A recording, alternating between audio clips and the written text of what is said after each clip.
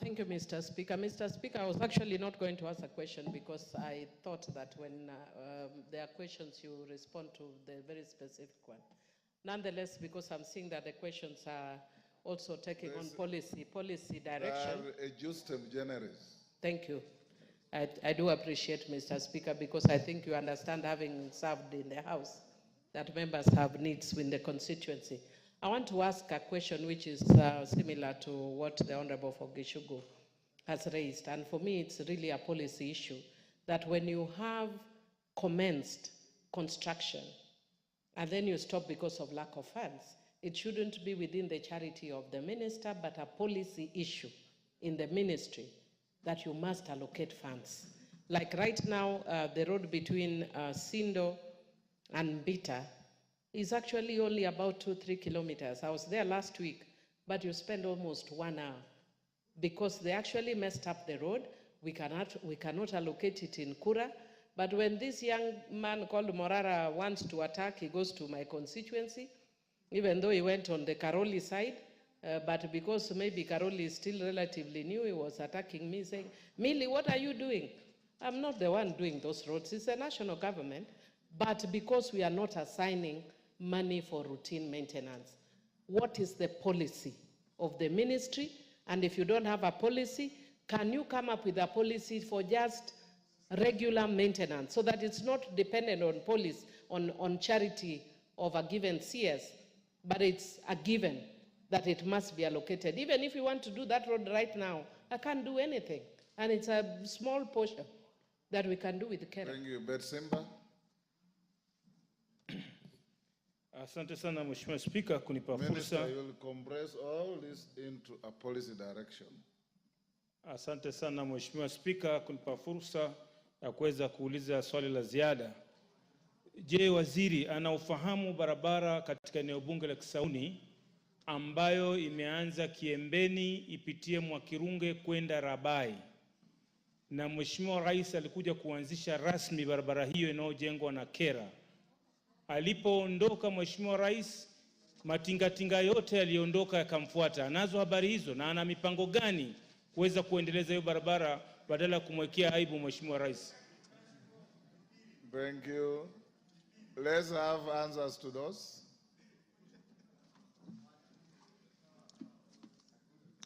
Thank you, Speaker. Thank you, honorable members. I think Honorable Millie summarized it very well that we should have a policy framework on how to deal with roads which have been contracted and ensure that we do allocate funds so that those roads are not stranded, even for the purpose of motorability. I want to state here, honorable members, that I'll work very closely with the House to ensure that when we run our budgets, we do ensure that we give priority to ongoing projects. We do some parity and equitable distribution of resources, and that with the kind of data that is available in roads, we should be able to do that together. With respect to really the challenge that we've had for a long time on bending bills, the support that we've received from this House on the 7 shillings additional road maintenance levy, and which I have confirmed we are fairly advanced in securitizing to ensure that we raise some 170, 175 billion Kenya shillings, we should be able to get all contractors back to work. But more importantly, even as we do that, and because there is really, you can have sight of the entire runway on this particular project, we will push the contractors to make the roads motorable. Talking to a road like Sindombita, I want to confirm, Millie, that that particular road will now not stop. We are working on it. I don't know, but majorly because we are raising the funds to pay all the contractors. We had a bending bill on that road of about 540 million Kenya shillings on certificates issued, but there was only an allocation of 270 million. Having paid the full amount, You can see the contractor still with a hole of 300 million, but I've equally had a meeting with civil engineering construction company, the same company that did the road from Kwale Kinango, and I can assure us that because of what we are doing on securitization, a lot of contractors are seeing some hope, and we are able to get a number of them back to work. So a road like Sindo Mbita, I can assure honorable members, just to pick one, that it will not stop. With respect to Gishugu, Banagishimo, we will, like I've said, maintain. We are seeking to ensure that the contractors make the roads motorable. Traditionally, contractors should provide a road for users during construction. So we cannot be constructing a road, leaving heaps of soils. We then abandon works because of non-payment, and we leave the road not motorable. So we are going to, it's an agenda.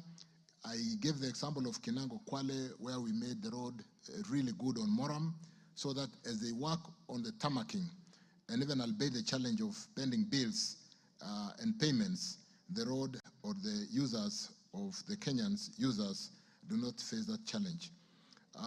Honorable John Mutunga, I want to confirm, like when we met, that we're going to address the various challenges on the road programs in the country. We have built a good database that can help us to work together with the House to ensure that we do have a very amicable way of allocating funds to ongoing projects, to roads across the whole country with some level of equity.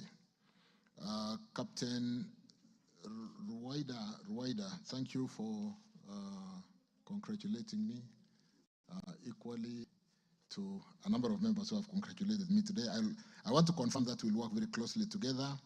Mtakawanda Road to Kisingitini, we'll tender it next week.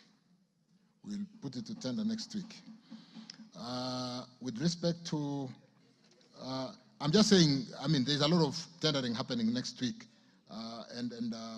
With respect to, I think I mentioned Tigania West for John. With respect to, what was the other, Tharakanithi Bridge, I want to confirm we are all concerned about this Tharakanithi Bridge, and we are paying a lot of attention. We have installed a lot of bumps or humps on the road. We have installed signage and will continue to improve. We have separated the uplink traffic from the downlink traffic. We are in the process of finalizing the redesign for the new bridge, which is currently ongoing, and we will put funds. You are aware that leadership at every level has made commitment to correcting Nithi Bridge. We don't like the name Killer Bridge. We should get it back to Nithi Bridge. And so we are paying attention to that. Our potholes on this road that is complicated and that we have had to assign or give to so many contractors, Matu, Ikalagala, I want to confirm that we will work on the potholes. Like I've said, we'll make the roads motorable. And with the 4 or 5 contractors on site, the issue of pending bills and the fundraising we are doing through securitization, we are going to pay attention and ensure that these small sections with all these contractors, Sifel, Kito, Usongiro, and so on and so forth, address and do what they are supposed to do. The floating bridge in, where is this? In Mutongwe.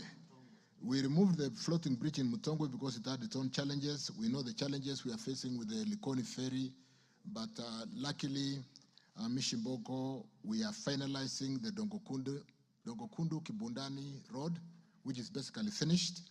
I think we are almost seeking a date for official commissioning of that road, and we will move most of the traffic. We'll work together with the leadership. I was in Mombasa last week, and we had a session with the governor for Mombasa, Abdul Swamad, and we want to work together to see how to decongest Likoni Ferry, how to even provide some land around the ferry as a holding ground, which I do know that Kenya Railways did lease out to some other investor, and we are working to address that small challenge. So, honorable members, let me just say that allow us to work in another 1-2 months, max 3 months, to sort out the pending bills through securitization of the 7 shillings. I want to thank the House, Honorable Speaker, honorable members, for the support we have received in the securitization process. This will go a long way in sorting out the pending bills, which amounts to about 174 billion today. And we can get all the contractors back to work. We'll be more cautious, we'll be more careful to ensure that we do not get into that situation by assigning new projects where there is no revenue or investments or cash flow to support maturing work certificates. So, honorable members, thank you for your support. I will continue to receive you to address the specific roads in the various counties in this great country.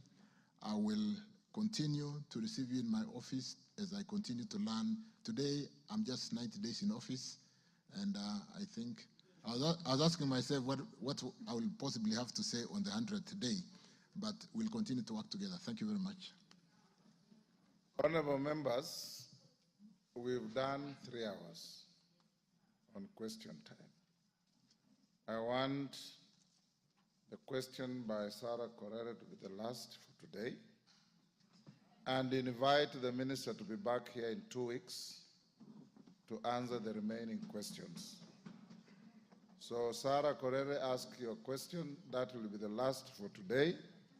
And Sarah, before you ask, take your seat. Members, tomorrow, Malulu, your question will come after 2 weeks. All of you who are on the order paper, we have bills also to deal with. And I think we have extracted sufficient material from the minister today. He will be back here in 2 weeks.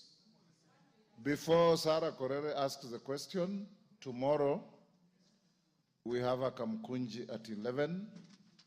All of you and those who are not here, be here for that Kamkunji. And ministers, you go to answer the last question. Remember to remain engaged with the Baraki Club for Yala Games. Sarah Korere. Thank you, Speaker. I rise to ask question number 127 of 2024. Can the minister state the reasons for delay in completion of construction works on Doldol Nanyuki Road in Laikipia North constituency? Number 2, state when the ministry intends to complete construction works. And 3, provide details of the outstanding payments, if any, to the constructor on the scope of works for construction on the said road.